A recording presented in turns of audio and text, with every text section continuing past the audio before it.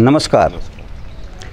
WIF media registered के channel YouTube TV के लिए मैं अमन कौशिक इस समय डाडम गांव में यहाँ के सरपंच श्री रामफल दहिया जी के निवास स्थान पर हूँ। रामफल जी, सबसे पहले तो मैं ये जानना चाहूँगा कि आपके गांव में इस कोरोना महामारी के दौरान लोगों के बचाव के लिए क्या प्रयास किए जा रहे हैं और कैसे किए जा रहे हैं? कोरोना महामारी के सैनी मतलब हटाइज है, उसके गांव में करवा दिया 4-5 बारी। मास्क वितरण करे हैं और दूरियां बनाई रखी। कुछ गांव के अंदर मतलब फ़ायदा हो गया कि उस टाइम पर ज़मींदार लामणी जो फसल आ रही थी उस हिसाब से गांव मतलब 5-5 4-4 जो आदमी हुआ था उस हिसाब से अपने खेती बाड़ी के लागे रहे और गांव के लोकल लोग इस कोरोना से बच गए। और जो बाहरी लोग थे उनके लिए ग्राम पंचायत ने गांव वासियों ने नाके लगवा दिए। उसी से ये गांव वासियों ने इस चीज़ का फ़ायदा मिल गया। तो गांव वाले कितना कोऑपरेट कर रहे हैं आपको? गांव वाले जी 100% जी, कोई 1-2 बंदा अलग से हो है, बाकी 100% कोऑपरेट कर रहे हैं। जिस बीमारी ने जो भी हिदायत प्रधानमंत्री की, मुख्यमंत्री की, अधिकारी की जो भी हिदायत है उसका पालन करें जी। रामफल जी, आप डाडम गांव के सरपंच हैं, तो जो डाडम गांव में कितनी आबादी है, यहाँ पर लोगों का इनकम का स्रोत क्या है और वर्तमान में क्या परिस्थिति है, कृपया उस पर प्रकाश डालिए आप। डाडम गांव में वो लगभग 3000 जनसंख्या है जी और 700 करीब 700 करीब घर हैं जी। अच्छा जी, ठीक है। और खेतीबाड़ी का काम है, ये कुछ डी ग्रुप में भी है, कुछ नौकरी भी लागे, फौज फाज में भी लागे हैं, खेतीबाड़ी भी है। छोटा हा डाडम गांव में पहाड़ है, उसमें भी रोजगार ज़्यादा मिल रहा है भाई। नाक्या में है, कोई कंप्रेसर पे है, कोई गाड़ी का ड्राइवर है, कोई आपकी रोटी पानी बना की देव है, कोई वो दुकान कर रखी, चाय की कर रखी, किने परचून की कर रखी है, तो काम बढ़िया है। रामफल जी, डाडम गांव का नाम पूरी एशिया में प्रसिद्ध है और यहाँ पर जो पहाड़ है उसकी वजह से यहाँ पर जो भी व्यक्ति आता है या जो आदमी काम कर रहा है उसको भरपूर उसकी आजीविका यहाँ पर बनती है, उसको एक रोजगार का साधन उपलब्ध है। वर्तमान स्थिति में जो वहाँ मजदूर उसमें काम करते थे या मतलब जो उसके ऊपर निर्भर थे, उन लोगों की क्या स्थिति है, इस पूरे पर कृपया प्रकाश डालिए। नुआ जी, पहाड़ है, इसमें बढ़िया काम मिल रहा है हर आदमी ने। अभी चल रहा है अभी पहाड़, लॉकडाउन के अंदर बंद हो गया था। तो गोवर्धन माइनिस जो कंपनी है पहाड़ की, वेदपाल उतवर है, कुआड़ जी हैं, उन्हीं ने गांव के अंदर कई बार 2 बार 3 बार राशन पानी वितरण करवाया। पहाड़ के अंदर भी राशन पानी वितरण कराया। हमारे से जो भी सहयोग होया, मेरे अनुमान के हिसाब से मन ने भी सहयोग कराया गांव का हर आदमी ने। जो करे एक बारी जो भाई आटा है, तेल पानी, जो भी साबन है वितरण करवाई सारा गांव में। और पहाड़ की तरफ से गोवर्धन माइनिंग कंपनी है जो नाक्या पर काम कर रहे हैं, 200 आदमी जो भी हैं निर्धारित, उनको तनख्वाह मिली है टाइम पे।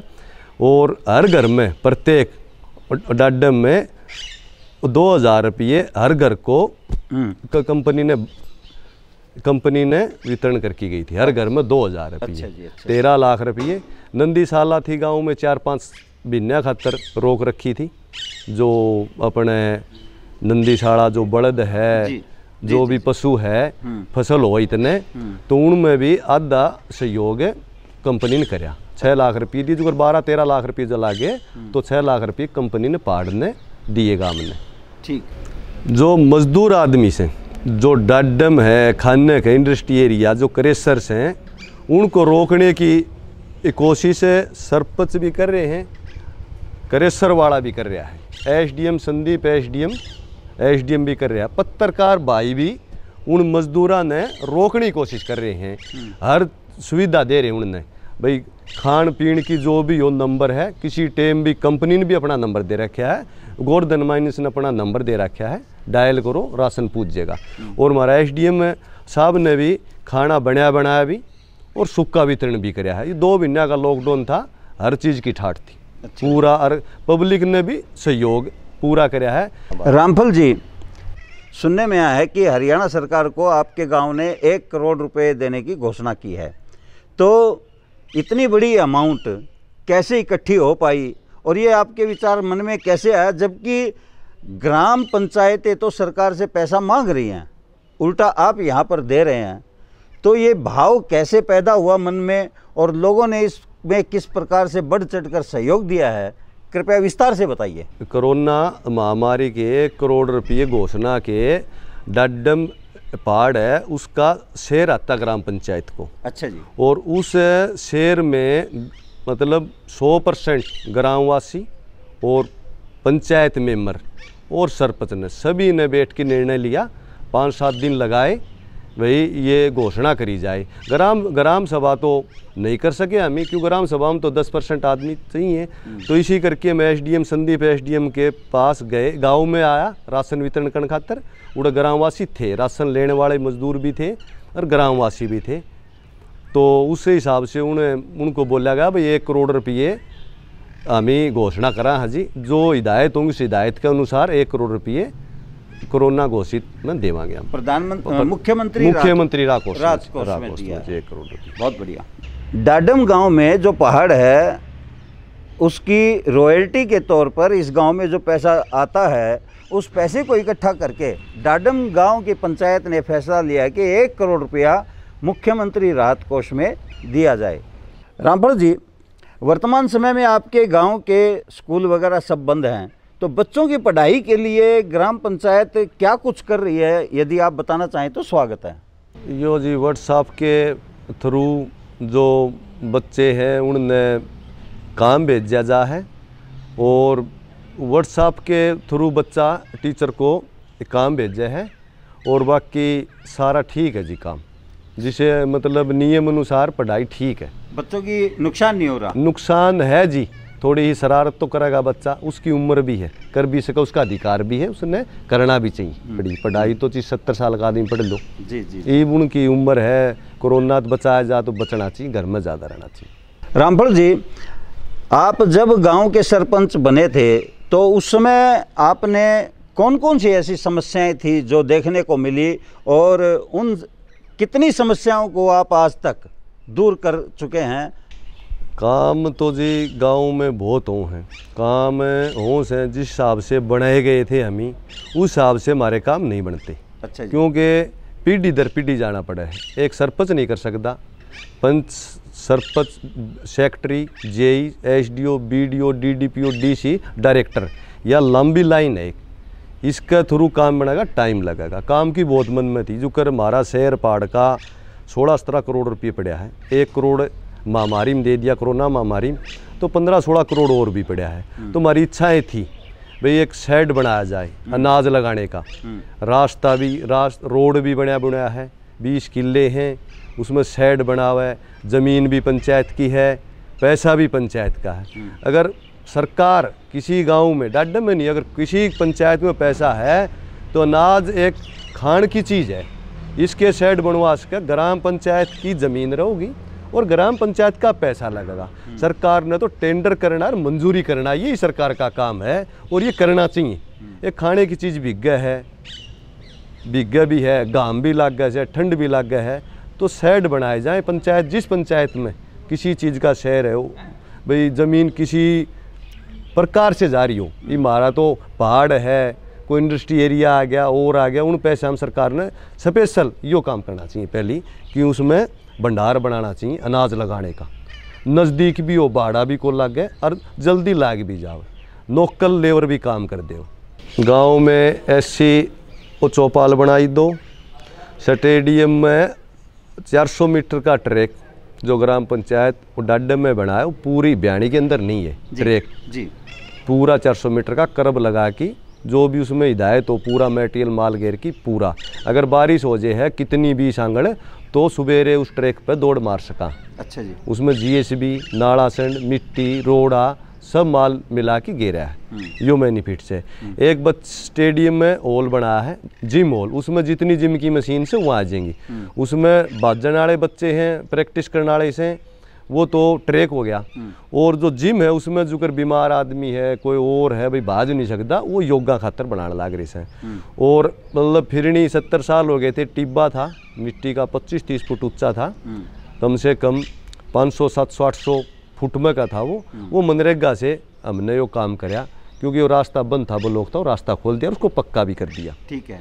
गाँव में पीने की पानी की समस्या नहीं है, पशुओं के लिए समस्या है, उसमें लाइन लगवाई गई है। नहर में तो पानी बहुत कम आओ है, जोड़ थी खुदाई थी, वो हमने घर से मशीन थी घर से खुदवा दिया था, गाड़ी ट्रैक्टर लगा की, और जोड़ की खुदाई हो रही है, पानी की लाइन लगवा दी।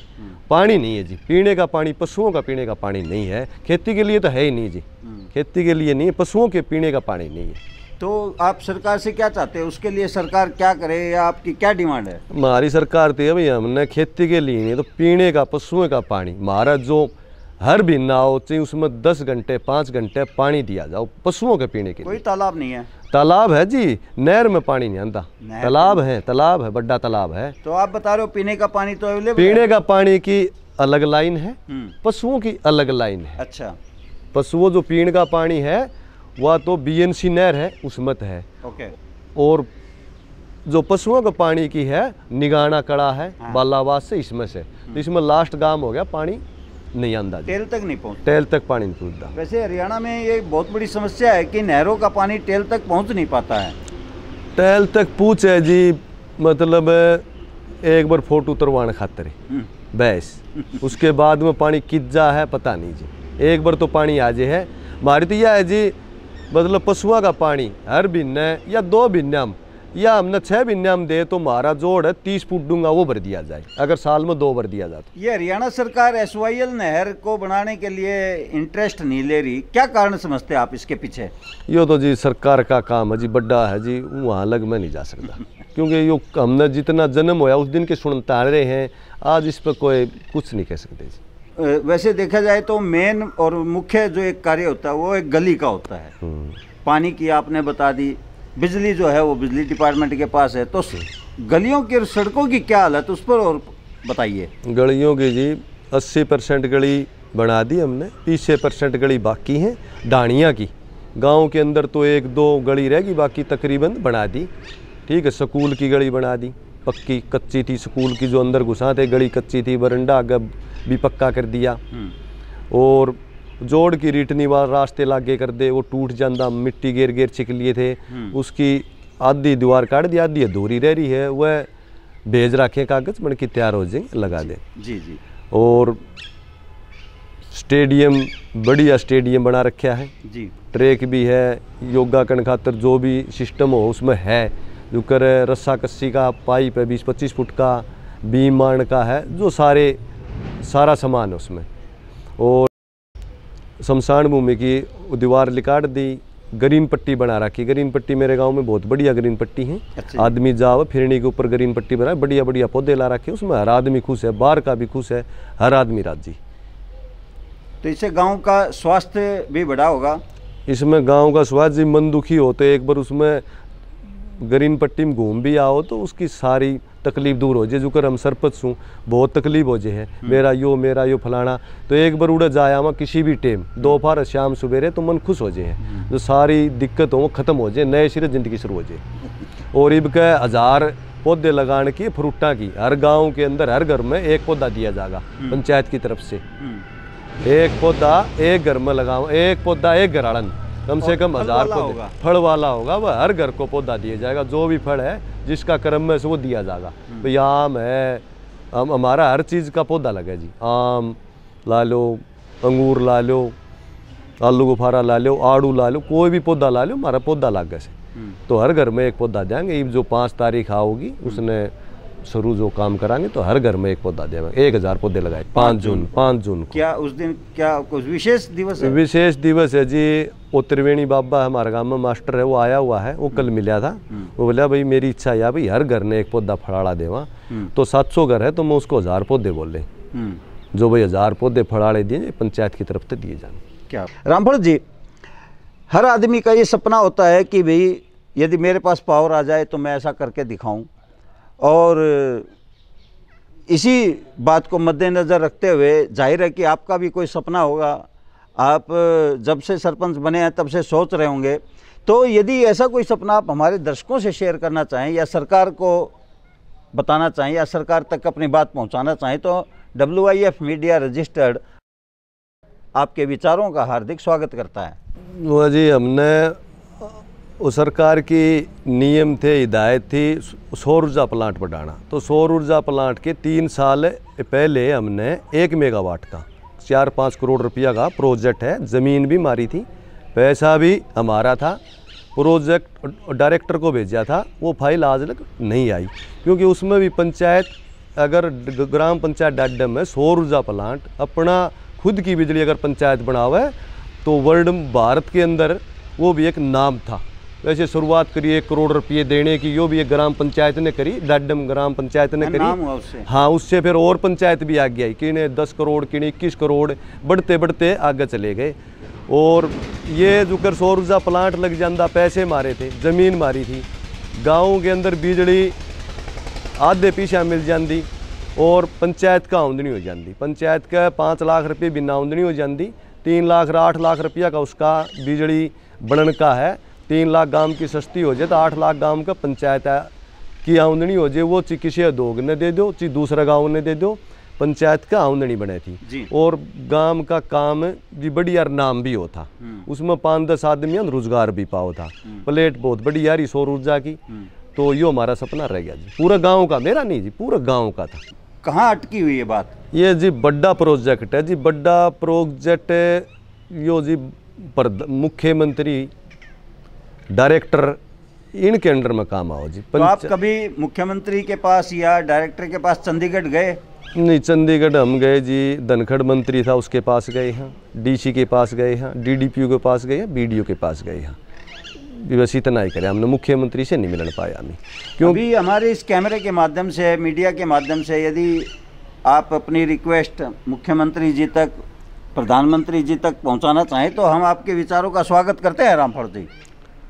हमें जी मुख्यमंत्री प्रधानमंत्री लगी ये प्रार्थना करा भी, मारे ग्राम पंचायत डाडम में पैसे मारे, ज़मीन मारी, यो प्लांट लगवाया जाए, गाँव में सस्ती बिजली मिल जाए, 24 घंटे बिजली मिल जाए और गांव में पैसे की आमदनी शुरू हो जाए। ये बिजली फालतू बिजली दूसरा गांव में दे दे। फालतू बिजली को आप सरकार को देकर सरकार को का भी फायदा कर। हाँ जी। रामफल जी, आपने इतना समय दिया इस संकट काल के दौरान और अपनी बात हमारे दर्शकों के समक्ष रखी, सरकार के समक्ष रखी। मैं आशा करता हूं कि सरकार आपकी बात पर तुरंत अमल करेगी और हमारी जो जनता है वो आपकी बातों का समर्थन करेगी। मैं आपका बहुत बहुत शुक्रिया अदा करता हूं, बहुत बहुत धन्यवाद। बमन जी, बहुत बहुत धन्यवाद। हमारे गांव में आए, हमारी भावना का विचार लिया, अच्छी बात हुई, अच्छा हुआ जी, सब ठीक होया जी, हम इसमें खुश हैं जी। दर्शकों, ये हैं श्री रामफल दहिया जी, जो डाडम गांव के सरपंच हैं। और जैसा कि आपने इस इंटरव्यू में देखा है कि पूरी तल्लीनता के साथ, पूरे मन से और ईमानदारी और कर्तव्य निष्ठा के साथ में अपने गांव की सेवा में लगे हुए हैं। इसी प्रकार की एक और हस्ती के साथ मैं आपके सामने फिर पेश होऊंगा। तब तक मुझे अमन कौशिक को दीजिए इजाज़त। जय हिंद।